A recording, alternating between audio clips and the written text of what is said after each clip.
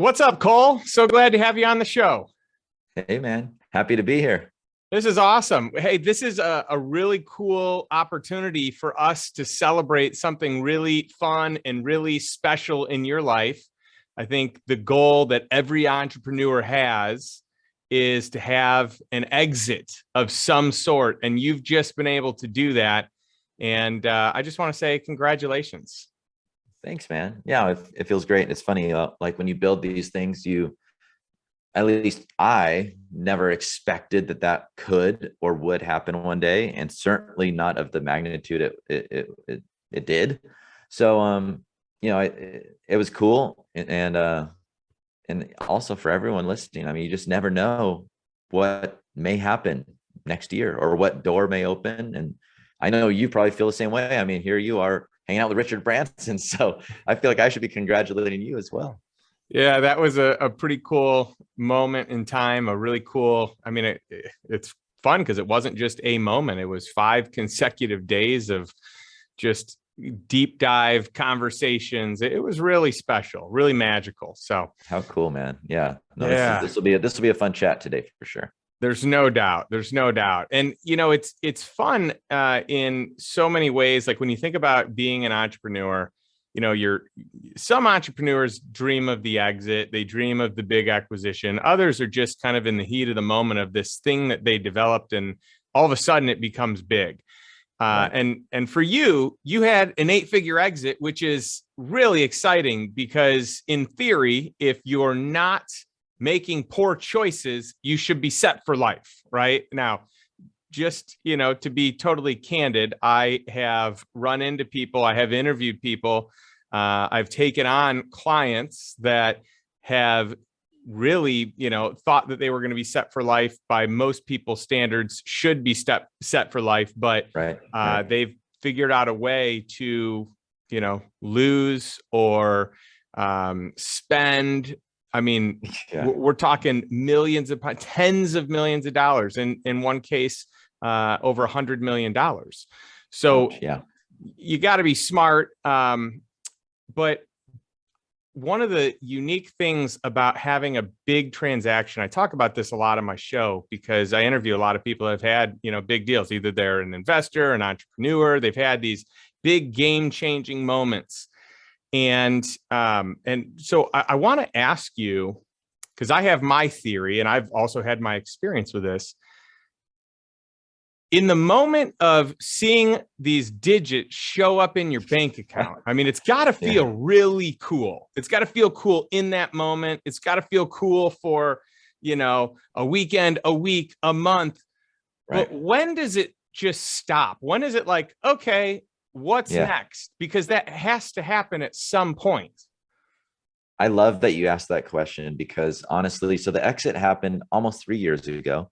And I can honestly say for the 12 to 18 months after the exit, it was the hardest time of my life. Just straight up, right? Not from a money standpoint, but sort of also. I just told this the other day to somebody. I'll share it with you. I mean, and then I'll come back to that particular question and give some specifics of when that wire actually did come through. And you're absolutely right. It was a feeling. It was probably the most proud feeling I've had, and there was definitely that like, oh my gosh. And just like you kind of alluded to, that feeling went away pretty fast. And then for those 12 to 18 months to follow, it was more of a feeling of going through like, what is next? And that's very vague. So that's why I would sort of answer that slowly, because it took me a while to kind of figure out what the hell's wrong. Right. And essentially at a high level, what I figured out after time on my own was it wasn't that I was upset or sad that I lost my baby, the business. I got paid nicely for it. It was good. There was some zero regrets there.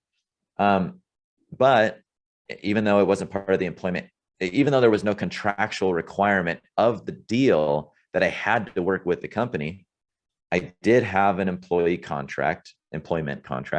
They were paying me nicely. And I was doing that because I wanted to still contribute to the larger roll-up enterprise. It was a private equity kind of deal where actively wanting to grow this to then have a second bite of the apple, another exit. And instantly I kind of realized, oh crap, I'm now doing everything that I hated and everything that I despised, and left corporate America for to become an entrepreneur, right? I'm now part of, and it wasn't even a matter of pride of like, oh, I want to be my own boss and I can only thrive in that aspect. But so it wasn't a like power trip thing. It was more of a, I lost all, I guess, ability of influence. I lost all challenge, even not all, but most of the challenge. In short, I realized that a lot of the money was great, but you very quickly, when you have a nice business, you really quickly get to the point that like you're making enough money. And for me, once I was getting over $100,000 a month, it was kind of just like, cool, that was a hell of a milestone. And the rest is just going in the bank to then go and invest or make more, right? And put it to work. So I realized after selling the company that how much I valued the personal challenge aspect and the personal satisfaction of literally just waking up every day with having something to put my energy into to make it incrementally better. And when I went back into corporate America, even though it was my own company, including ownership in the broader enterprise, but now we had all this political stuff, 80 people teams, I quickly, was getting very soured. And, I'll very quickly let you know, though, back to the highlight of getting the actual money. And we have mutual friends. We don't know each other too well, but I think you have known me enough to tell I'm a pretty simple guy. I'm wearing a t-shirt. It's one of my favorite t-shirts I've had for in my drawer for 5 years. But so people are like, what did you do to celebrate? Well, we went down the street to our favorite Mexican restaurant, my wife, Nicole, myself, and at the time, we only had one daughter then, little Lacey. So Lacey, we went out there for lunch. And after lunch, it was sort of in this like nice little mall area with some shops. We went to the shops. And I remember my wife, Nicole, saying, one day I'm going to go over to that store and I want to buy some nice jeans there. It was this store called Madewell. I had no idea I'm like, what the hell do they do? Well, they make nice jeans. You know what? Let's go over there today. And we were in the shop and she was trying some on. I said, go ahead, pick some out, And instead of I told her to get a couple, 2-3 pairs. She just wanted one pair. They were like $110 jeans or whatever. And I said, go for it. In that store, I knew the wire was coming any minute. I sort of refresh. All of a sudden, there it was. And it was a very high 7 figures cash, just boom, right there. And that felt great. So. Well, congratulations. That is incredible. It's an experience that most people will never have. I've shared on my show before that once you get to the $30 million net worth range, based on tax returns, there are only 200,000 people in the United States that have that, right? That have a net worth based on, those who supply this information. Obviously, what you earn in a year is different based on what what your net worth is obviously different. That can be done over a period of time. It can be it can be done in one fell swoop. But it's kind of neat to think about such a small percentage of people that can actually achieve these type of numbers. And then I think for a lot of people, you chase really hard to accomplish this, thinking that what you want is the money, but you don't. What you want is like the self-satisfaction of knowing that you've done it, right? Yeah, it's the achievement, it's the challenge, it's the fulfillment. Honestly, someone asked me the other day, I think on a podcast, like, what were my most proud moments or the things I was most proud of? And, aside from selling the business, I think the thing I was most proud of was, we had a small, mighty team. And that's not necessarily what I was proud about, but that just gives some context. I mean, we didn't have like 10, 20 full-time employees. We had like 10 very part-time, most of them 1099 contractors kind of thing. But a couple of those people, even in that role, they ended up being able to buy their first homes, I should say, with money from the business working for Cole's Classroom. And that right there always made me feel so good, knowing that how much truly impact you have as an entrepreneur, as a business owner, both with external people that we helped, our customers, but also even our internal stakeholders too. But yeah, it's been a journey. It's been a journey, and it's one of those journeys that you're thankful for, you're appreciative of, you don't regret, but you do go through this like phase of like, wow, what's next? And to your point earlier, there's a lot of people out there that absolutely, I mean, your cost of living for many people changes as you're growing a business. But it's still different. Even if you have enough money in the bank to support that, it's different than the cash flow coming in every month that you were used to from the business. And for me, that was another thing that like, it just felt weird. Like I did all the right things. I got the money invested and all these, I come from a finance background too. So I get the game, but when you got it all sort of tied up and got real estate here and you got equity markets here and private equity deals here, you're kind of like, well, shit, I still need money to live off of. And I don't, so I kind of had to go through that too. And I feel it feels good to get back in the game and doing work again, building a new business. Yeah, Cole, a lot of entrepreneurs, I think, are shocked to find that when you have this business that pumps off 100,000 plus a month, and then you sell, that the moment you have sold and you don't have something pumping off that cash, or that it's going to take time to invest in a way to pump off that sort of cash, there's this next level of like fear or concern of like, I'm spending my principal down. If I keep doing this, I could spend all my money.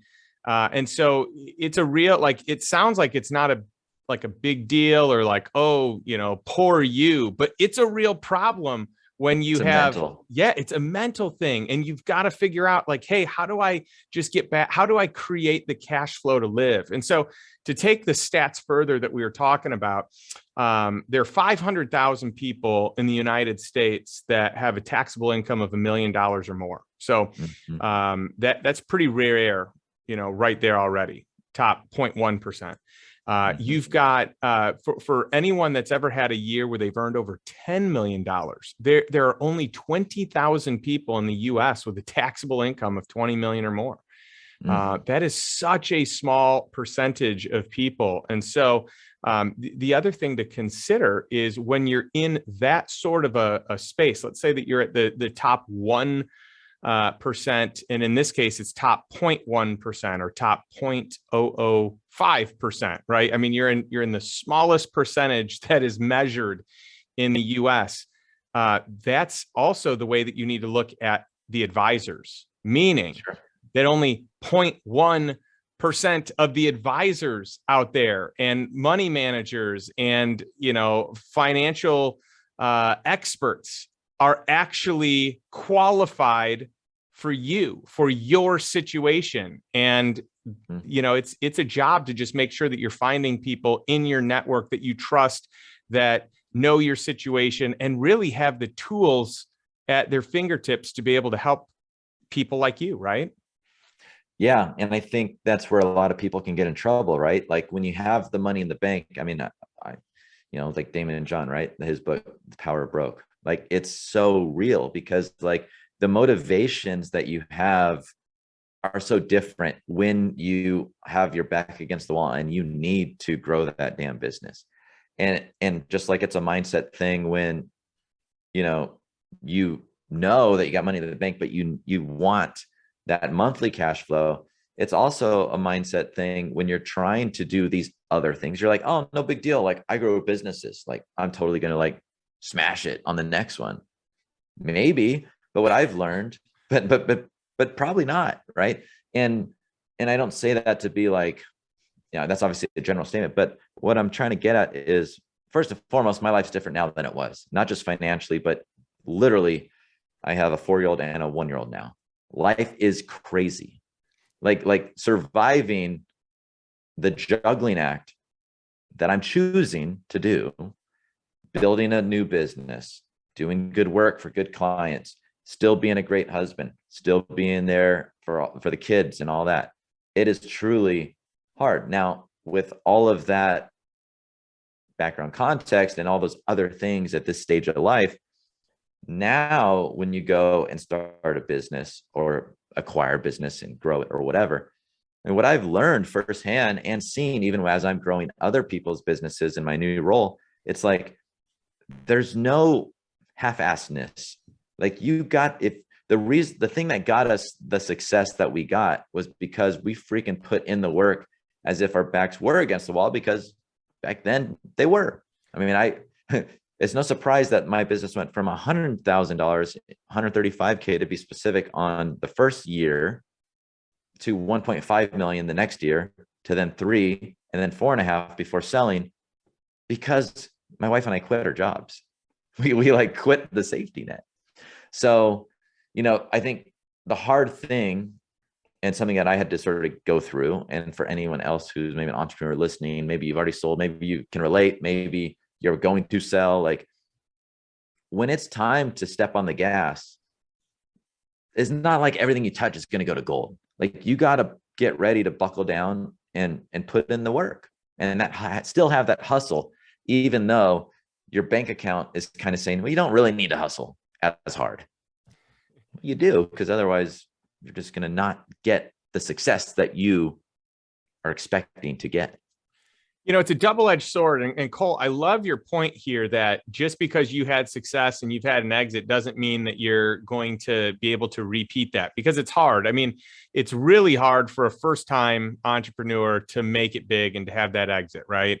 And then you take that again, like, even though they're more qualified and more skilled, the percentage of people that try again and fail is so high because it is just hard. You're totally like the underdog from moment one, no matter how much experience you've had. Now, if you've had experience, then that's good. But you can make the argument. So the double-edged sword is this: when you need the money and you're hungry and you do whatever it takes to succeed, there's this great likelihood of succeeding. But the other side of that sword is, well, when you've had an exit and you don't need the money, maybe you don't work as hard, but maybe you're making decisions from a place of desire and passion as opposed to a need for money. And so it's interesting hearing you speak about this, because when I look to invest in entrepreneurs, founders, businesses, something I consider is, are you a first time or are you a repeat entrepreneur? What was your track record? I like when people have had a financial exit where they don't need any money and they're truly doing it based on passion or desire in a specific industry, niche, genre, whatever it might be. But there's something to be said about that hustle when you need to pay the bills. Yeah, I know. And I think it's just like all these things live in the gray area, right? It all comes down to vetting the opportunity. And I think that's where a lot of people, you obviously know more than I do, because you got the show and your network is this audience. But it's same thing with like deal flow, right? Like, if you had a bunch of money in the bank, you're like, I got to invest it now. That's what you do. Inflation sucks. It's going to eat up my cash. Let me just go, and every deal that comes my way, yeah, throw some here, throw some there, throw some there. Well, guess what? That's probably not the smartest thing to do. Like, make sure you're still doing your due diligence. Make sure you're still investing in good opportunities, not just getting complacent. And I think that's the word, whether it's on the personal finance and investing aspect, whether it's the growing your business aspect. I work with a good handful of really great businesses right now to help them grow. And the number one thing that I see that where I can help them is because in many cases, they kind of get to a point of growth that they don't want to be as involved. And then you start hiring team, but you kind of have this, like, it just gets too unwieldy, right? So you got people doing stuff, but it may not be the right stuff, right? And then your operating expenses have gone up and your efficiencies have gone down because now you got more people. So there's more management, there's more all of the things. And sometimes it just takes someone like me to come in and go, guys, let's focus on the needle movers in the business. Here's what you want. here's the fastest way and the fastest path, 2, 3 things for us to do to test that and see if that becomes the thing to then double the business. So once again, is that complacency?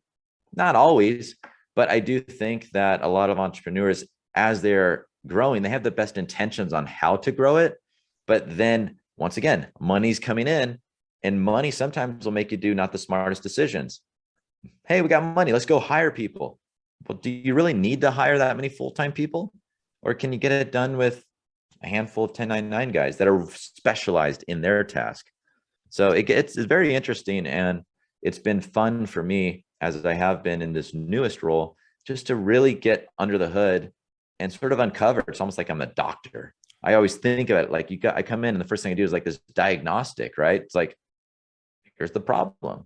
And it's interesting. It's very interesting. And it opened up my eyes to what we did very good at Cole's Classroom, that I kind of just took as like, that's just the playbook. That's just how everyone does it. Well, no, it's not. We just sort of how my brain works, you know?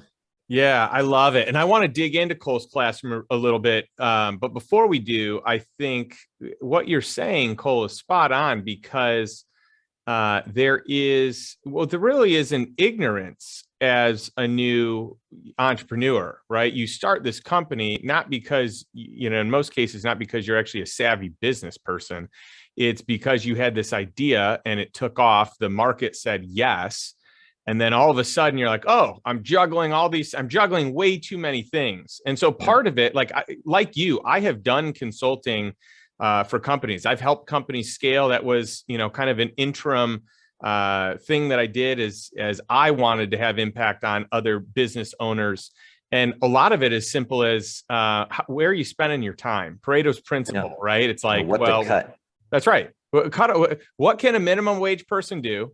What can a medium wage person do? All right, great. Let's assign those over. What are the things that no one else can do that only you can do? And then what are the 20% of activities that produce 80% of the results in your business? Okay, let's make sure those are taken care of. And then from there, you specialize, like what you said. All right, 1099, not an employee. You probably have too many people here. No one's focused on sales. Let's, build out one salesperson or whatever. Yeah. So I love that. What I would like to do is kind of take a trip down memory lane with you, and I'd love to hear your journey of going from corporate America to starting Cole's Classroom, so that we can connect those dots. And then after that, I want to talk about what you're up to now. Sure. Yeah. I mean, it all started I was in corporate finance at a college, doing cost estimating for defense contractors. So I say that because I became very good at spreadsheets, which ended up serving me very well when I was scaling Cole's Classroom. And at lunchtime, me and some of the guys would just sit around lunch and basically dream of being our own boss one day, and had all these different ideas. I mean, geez, this was back in like 2008. And I remember one of the guys had an idea of selling HDMI cables on Amazon, and like just to paint it back there, right? And anyways, I was kind of always the devil's advocate. Well, no, that wouldn't work because profit here sucks, or blah blah blah. Well, one day I decided, of all things, to become a wedding photographer. Didn't even have a camera, and I went back. But the reason why I came up with that idea was because it's on the weekends. I worked during the week, and I knew that it was right around that Great Recession time, right? We had the monstrous downturn, and I was like, people are still going to get married. They're still going to get married. And that sounds like a great time to be new to the industry, because I'm going to charge less anyways. And it'll be great to have some side income, because I was a new time home buyer in San Diego, California, which we all know is plenty expensive to live out here. So that was sort of the initial soiree into my own side hustle. And I did that, and I bought a camera, and I taught myself photography. And then luckily I actually enjoyed it too. And then after I taught myself, I taught my girlfriend back then, now wife, and we did it together. A few years into that, on a photo shoot with one of my buddies, he was doing some stuff online. His name was Sean. And I asked him about how he's doing. And he said he was killing it, making like, 300 grand a year, basically just doing 3 launches a year, basically. And I was like, man, I should teach photography online. So at that point, I was still doing the full-time day job. I was still doing weddings. And then on top of that, I started Cole's Classroom. So I had to literally, speaking of being hungry, right? I was, for the first 6 months, well, longer than that, but I wanted to quit 3 times in the first 6 months because literally I was fitting in extra time by waking up at 4:30 in the morning to go and record a tutorial for YouTube or write a tutorial on the blog kind of thing. Go to work, sit in traffic, listen to like Smart Passive Income with Pat Flynn, who's now a buddy, and did that whole thing. Come home from work, edit some photos, eat dinner, and write more tutorials. So I did that for a whole year. Then I launched our first product. That's when I referenced we did 100 grand that following year. I went to Traffic and Conversion Conference, and this was, I think, the year before you and I met there. So I want to say it was 2014, my first time going there. And I remember Ryan Dice on stage saying, I didn't know him then, now he's a buddy, but I remember him saying, everyone comes to me and says that they have a traffic problem, but there's no such thing as a traffic problem. You just got to go to the traffic store and buy it. And I was like, damn, that's pretty smart. And that's when I was like, I remember also, he was like, hey, it's been 3 days of learning all this stuff. Most people are going to be overwhelmed. Just focus on doing one thing. And I'm like, yeah, screw that. I'm going to do more than one thing. So basically, I went back and I learned how to do Facebook advertising all myself. And I learned how to do webinars. And I just went to town. And that was the year that we were able to be honest, quickly scale to 1.5 million. And then double it and then some beyond. So, one thing you said earlier, that was exactly how my mindset works as well. I had to discover it from an operational standpoint for the business, was I used to draw I actually had a physical diagram on a piece of paper in 4 quadrants. And one day I wrote down things I'm good at, and things I enjoy. And then the other 2 were things I suck at and things that I hate doing. And I literally tasked out everything in there that I was doing. And it was either I'm good at it or I enjoy it, or I'm bad at it or I don't like it. And that's exactly how I sort of built out the team. There was stuff and everything that got built out. I did it first to know it and to learn it.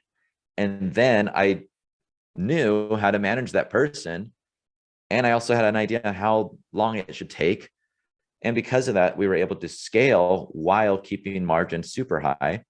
I mean, even at the time of sale at multiple 7 figures at top line, we still had, 40% margin. So it was a good thing, and it was a good run.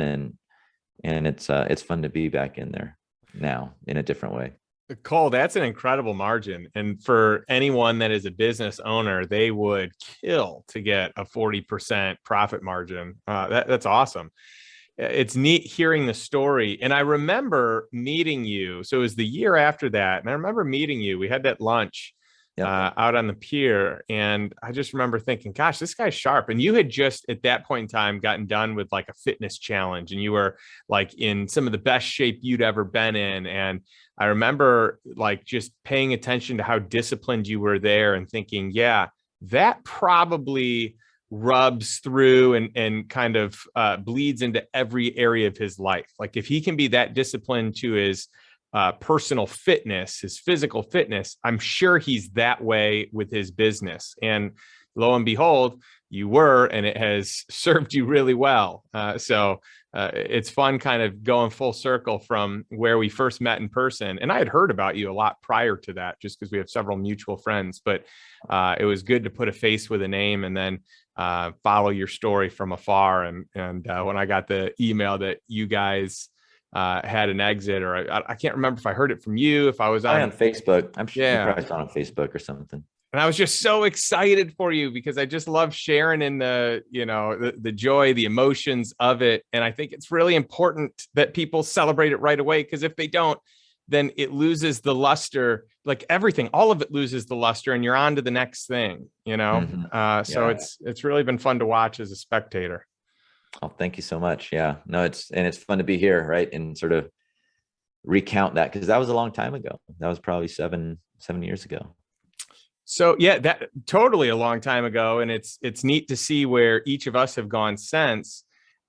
Question for you. When I kind of stepped away and had, my first exit, and for the record, I've never really had a monster exit. I think for me, the way I've built my wealth is a whole bunch of singles and doubles. I've never had a company that just had a big windfall.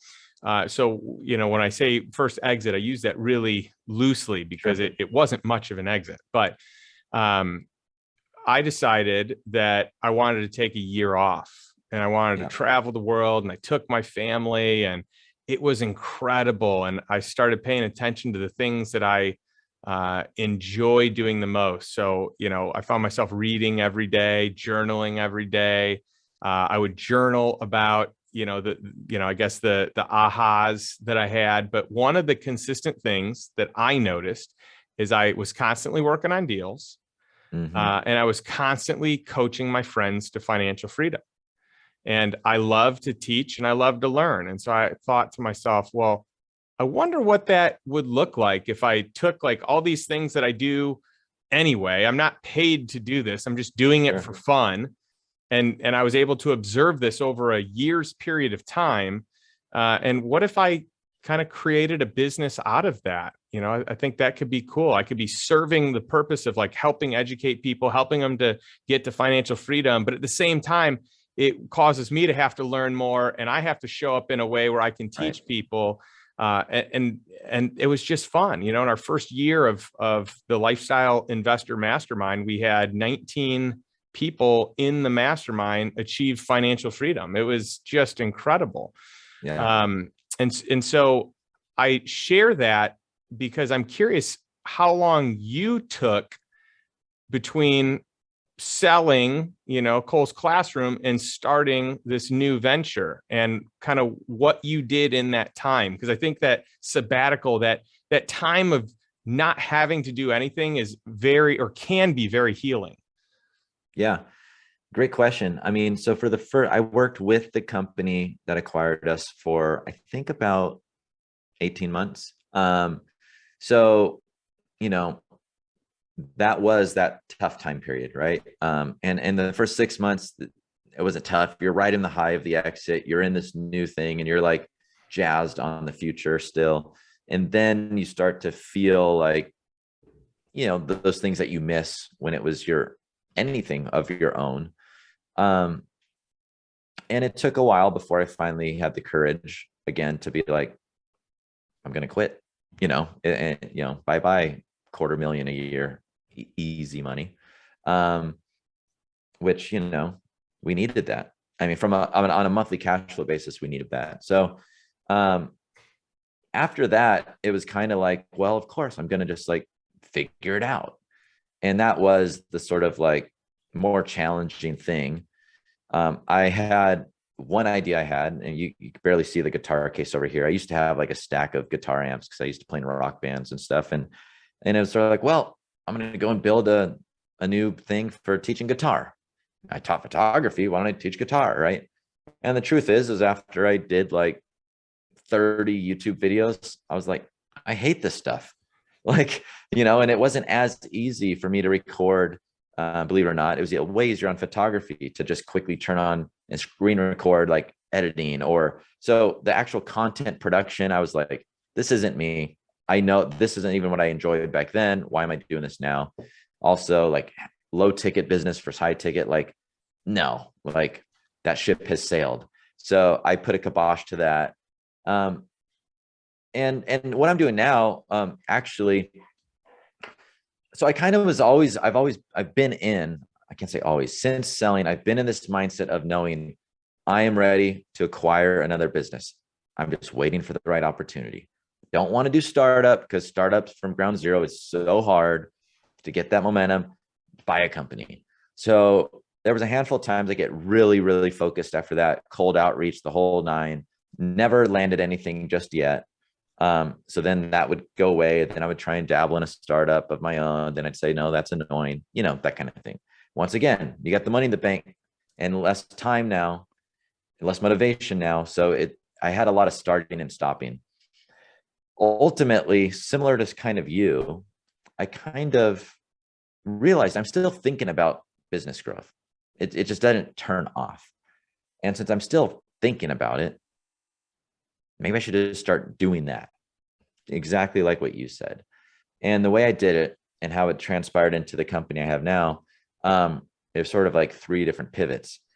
A little over a year ago, probably 15 months ago, I gave myself a challenge and I said, I made a course in 30 days. So I made a course, I sold it for $3,000. And I just from hustling basically and just putting myself through that challenge of like, how many people can I get in there? I think I got like 25 people, students at 3K a pop. So it was like, woohoo, like I could still make money again, I had to give that little vote of confidence, made like 75 grand. In those 30 days though, when the people went through the course, because there was like 30 days of coaching basically, most of them were still like needed a lot of help. And then I was like, well, shit. Okay, let me pivot that into like a 90-day coaching program. They need more help. So then I did, and like half of them continued on with me for 90 days. And at the end of the 90 days, I'm like, what the heck? Why aren't these people getting results? As many of them, I had like a couple like success stories and they were implementing and others weren't. And then I started to feel really crappy because I'm like, man, these people paid me money and I'm here showing up for them. But for some reason, they aren't taking the ball and running with it. So that led me to my next pivot where I kind of realized there's this huge gap, right? If somebody's doing, there's this huge gap that businesses have when they've grown to a point, but they don't have enough capital in the business to actually have a team to do the implementations. They're the creators or the visionaries, not the marketing or sales implementers.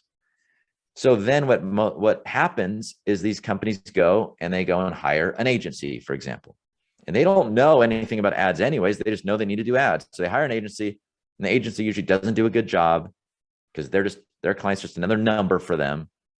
And maybe they only know how to run ads, but they know nothing about what happens after the ad, the back end, the front end, the conversion rate optimization of the funnel, you name it, the tracking, the analytics.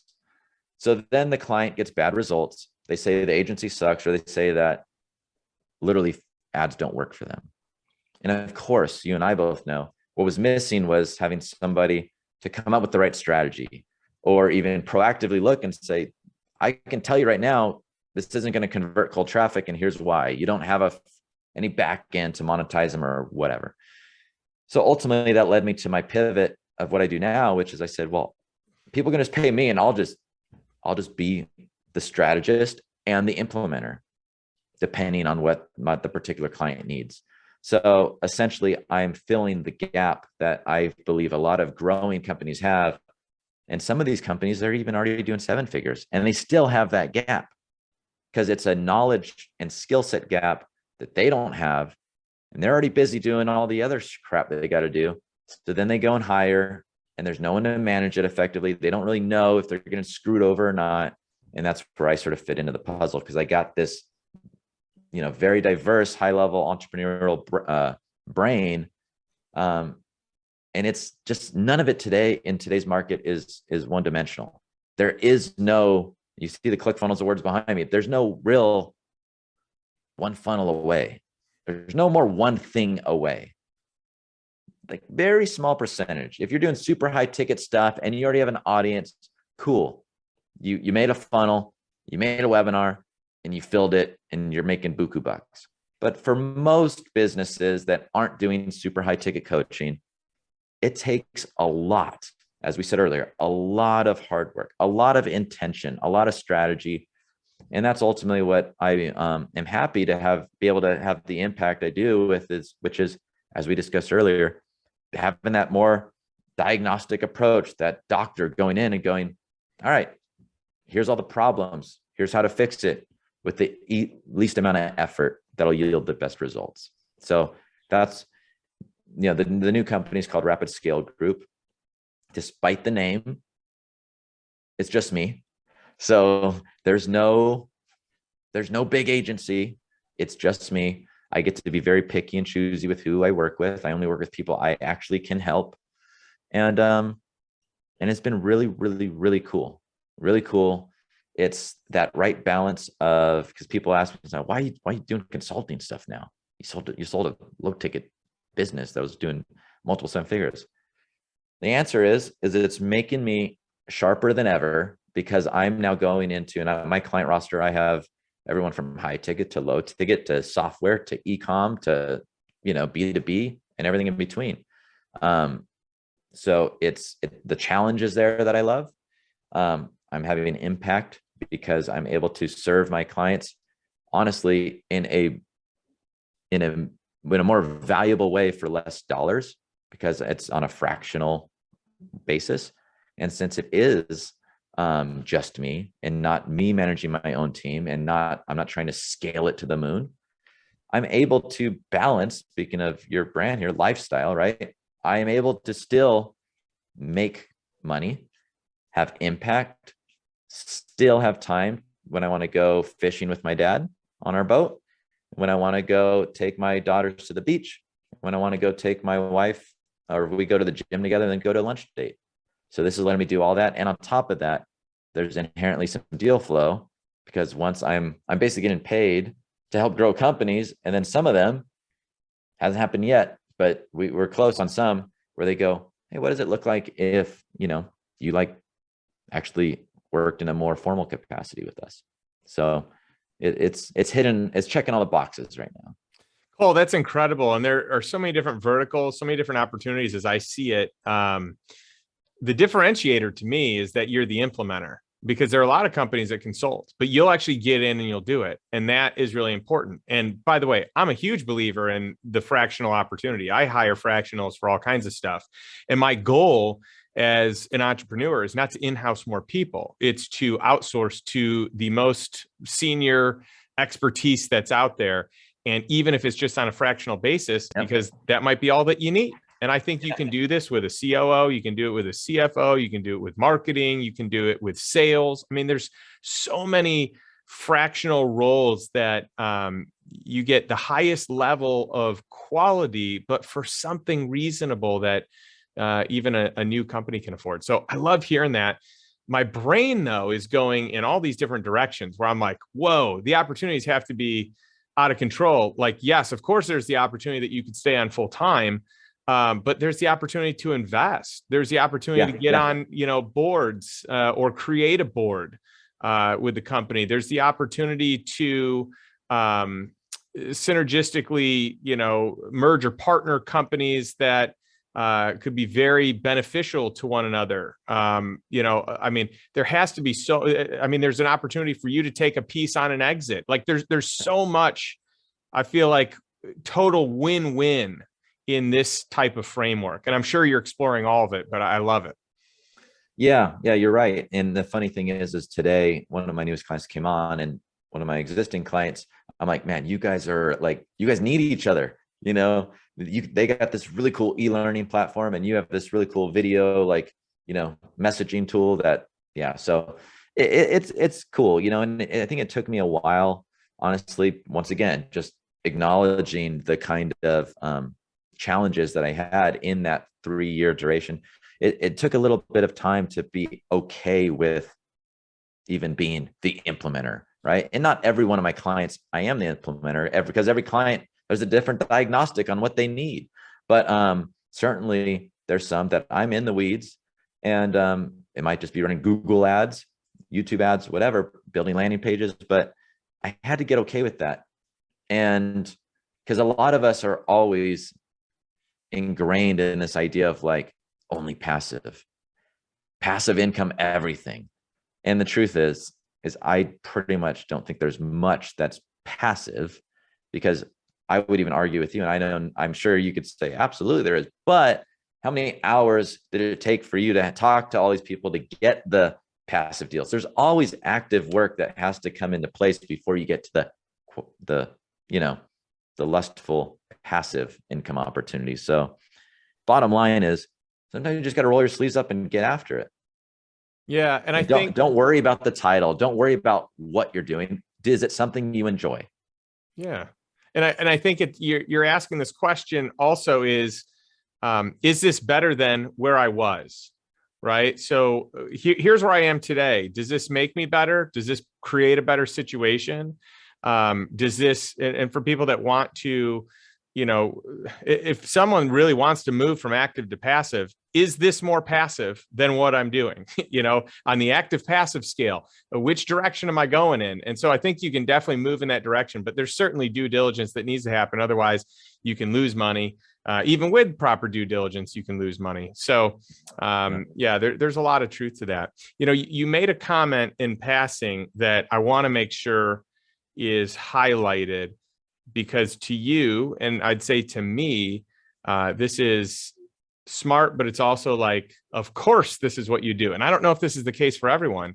You made the comment, I don't want to be in startups. They're so risky, so much going on. I'd rather get involved with a company that has an established team, that has a culture, that has profit, or, you know, revenue at a certain point where profit's right around the corner. And there's strength to that. So like when I invest, I rarely invest in startups. It's so high risk. You know, I've got a small percentage of my portfolio allocated to angel investing, like seed round stuff. But I mean, the statistics show that to be successful in that type of investing, you really have to have 50 investments to get the one that goes big, right? So most people aren't going to do that. I've got some unique strategies and some funds that kind of accomplish that. So I don't have to be in, you know, 50 different deals that I have vetted, right?